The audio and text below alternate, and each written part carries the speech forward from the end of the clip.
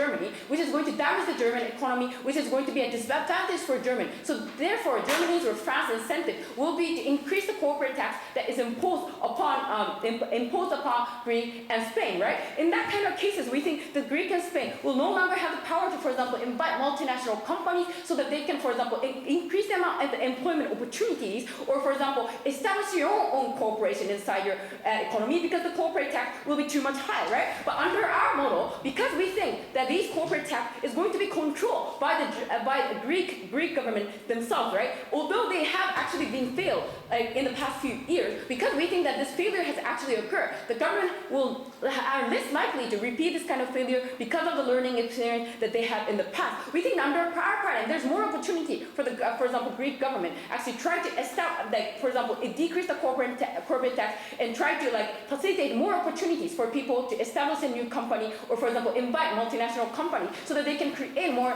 employment opportunities, which is going to be much more suitable to their own economy. And for all these reasons, we think that our policy, our paradigm is going to better solve the problem of fiscal crisis and also the economic crisis. And we think that because the consensus of the debate is to save the weaker countries and make the Eurozone better, we think that this reason we would like to oppose. Thank you. I'd like to open the government whip to consider the case. Please take the speech. Please ahead.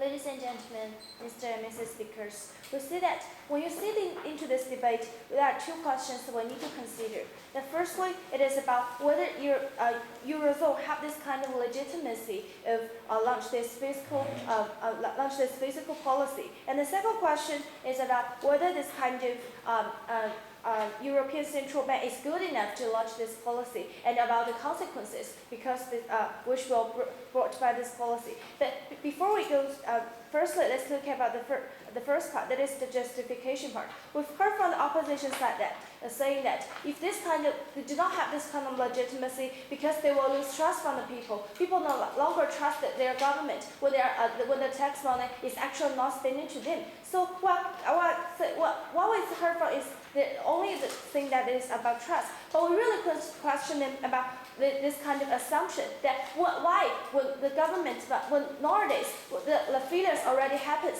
then people spend the tax money to the government, why the government still fails. We tell you that is because the government cannot control the currency anymore. Because when they share the same currency, there are a lot of influences and a lot of countries are connected with each other.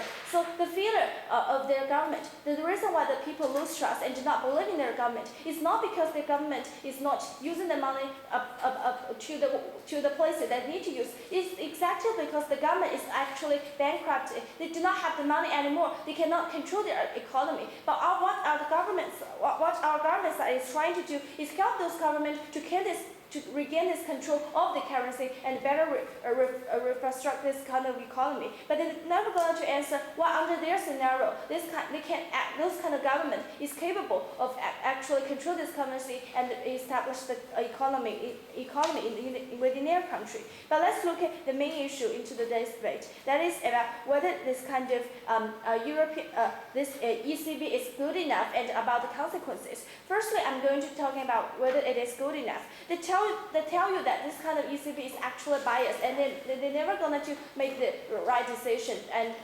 this kind of decision are going to harm the benefits of those small countries like Greece and Japan. But the thing is that this kind of bias is actually already happened, right? When you see those kind of countries, when the economic crisis in Europe happens, those kind of big countries, they still play a dominant part in the decision making, and they hesitate to launch this kind of money because they consider their benefits. But the thing is that under our model, at least when the decision is made by the ECB, this kind of dominant part is actually less. Because under the status quo, it is only those big countries like Germany, like France, that are playing a dominant role and making the decision. But under our scenario, at least some fewer countries, the experts from those smaller countries' advices will be considered because they will go to the procedure in the ECB and their voices can be heard. But then they are saying that because those people are, most of those people are still coming from the stronger countries. But we tell you that the significant difference between those people coming, those kind of people, they're actually not the government officials. They are kind of economic experts. And but more importantly, we see those experts do not want to see the failure of those of the economic growth. The European countries spend many years to come back to build this kind of European Union zones. The main purpose of it is just like my partners have already told you, is actually have the strong ability to compete in the globalization. It actually we believe that those Eurozones, when you consider those countries as individual countries, it's never possible for them to compete with countries like USA and those kind of very strong countries. Only when they work as one union and work together, they give them the possibility to compete. But so we can see that no country actually wants to see the failure of Eurozones. So even Germany, maybe maybe their kind of policies will kind of partially benefit the Germany, but they still will going to benefit other countries because all the countries, their benefits are closely associated with each other when you're using the same currency. Because the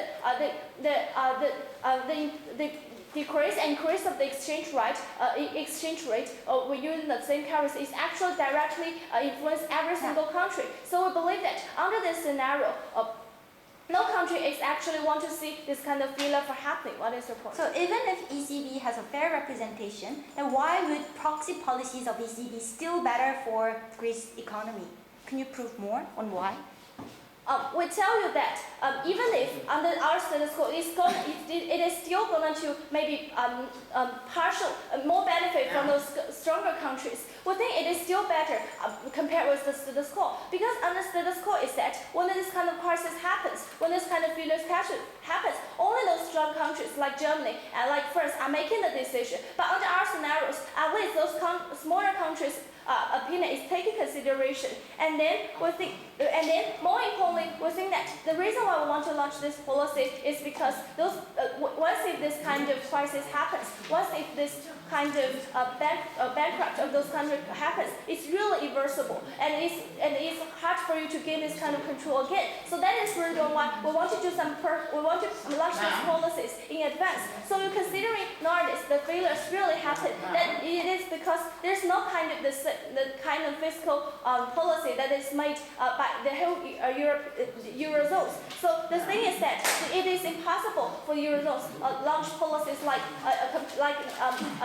America that is using like quantitative like QE to make the economy actually grow better. So because we think that once if this kind of crisis happens, those kind of small countries, they will suffer a lot, and it's really impossible for them to regain this kind of control. So what we are doing now is actually do something in advance. It's because once this kind of failure happens, it's not possible for you to make it succeed again. So, and we see that there's a lot of conflicts and a lot of and the decision making nowadays about the assistance towards those smaller countries is actually rather slow and it's not effective. But if we launch this kind of policy in advance, we believe that it will benefit those countries because all the things will be done in advance. So what we have told you today, the government side is actually telling you why this kind of currency, why without this kind of policy, actually Eurozone is going to fall because there's no country that can actually gain this control. And even if under our scenario, those countries, big countries, still going to dominate, we think it is still better because at least firstly, we prevent this kind of crisis from happening in advance. And secondly, even if this kind of crisis really happens, we still have the most effective way to solve it. So based on this, we're really proud to propose. I thank the government for her remarks and would like to call on our position to continue the case. Please deliver the speech against the community ahead.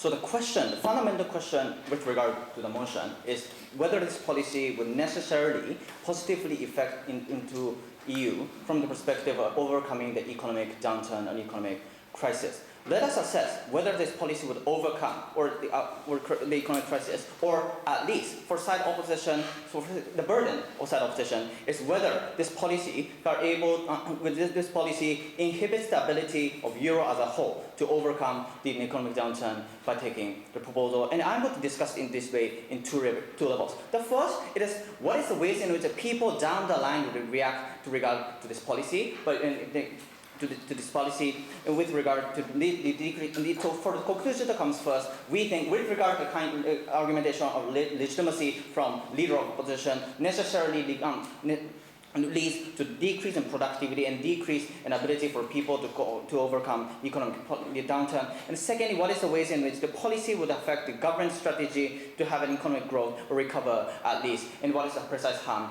of that. So first, onto the assessment of whether that kind of legitimacy argumentation necessarily leads to our burden of proof, or whether the policy will decrease the economic ability for nation state to overcome economic ability. We told you that because the fiscal policy is necessarily intertwined the ways in which the government should spend more tax or higher the corporate tax, so on and so forth. Mr. Speaker, as leader of opposition has told you, the people have wanted to have control and shape what kind of tax policy they want to implement for society. When these kind of external factors manipulate its own tax policy, it would necessarily react for people to go against and necessarily leads to distrust to the government to that extent that we have told you they will not pay tax, because it's antithetical with the will, because it is antithetical with the will of people, because the tax is necessarily depriving, and the increase in tax is necessarily going to be decrease in economic freedom, and that is why the kind of the antipathy is going to negatively affect for people to control and collect this on the kind of the taxes in which they want to take on their side. And also they lose the incentive to work, because having an austerity policy, the government are not able to offer a public work and invest the public good, so on and so forth. It necessarily leads to decrease in employment rate, for example. Mr. Speaker, the mechanism of we having an austerity policy on their side of the house was crystal clear with accordance to the analysis from Deputy Leader of Opposition, right? Because there's a power imbalance. Even if, the Eurobank has composed many kind of representatives. The actual power to influence the policy implementation in Eurobank is entirely different. No, thank you. Right? In terms of bureaucrats, from the perspective of bureaucrats, they do not necessarily trust the bureaucrats in Greece because Greece has failed. This is the perception is different. What's the analysis from the DLO? And also in terms of IMF, for example, many countries is represented in IMF, but the actual policy, power to influence the policy by IMF is necessarily, no thank you, is the kind of USA domination whatsoever. The actual power is different. Mr. Speaker, there's no fair representation whatsoever is going to occur on that side of the House. So the conclusion of my first argumentation is that the decrease in the respect of sovereignty necessarily leads to motivation for people to work and necessary motivation for people to cooperate with the policy in which they are going to implement by taking the proposal. On the second point, which is I think the main point, whether this policy, how this policy affects the government strategy to overcome the economic downturn. Before then, move on. Yep. All your complaints about austerity measures are already happening in the status quo without us implementing our policy. How is it different under your policy? You're going to be exacerbating, right? This the austerity policy is more likely to be implemented, and that is how this policy would deprive the opportunity for people to overcome, Mr. Speaker, right? Our burden is to show how this policy would exacerbate the problem which the outside of the House has presented. So, in terms of the economic strategy, so DLO's analysis was never ever dealt by that side of the House. Mr. Speaker, we have to recognize there is a diverse economic power within Eurozone.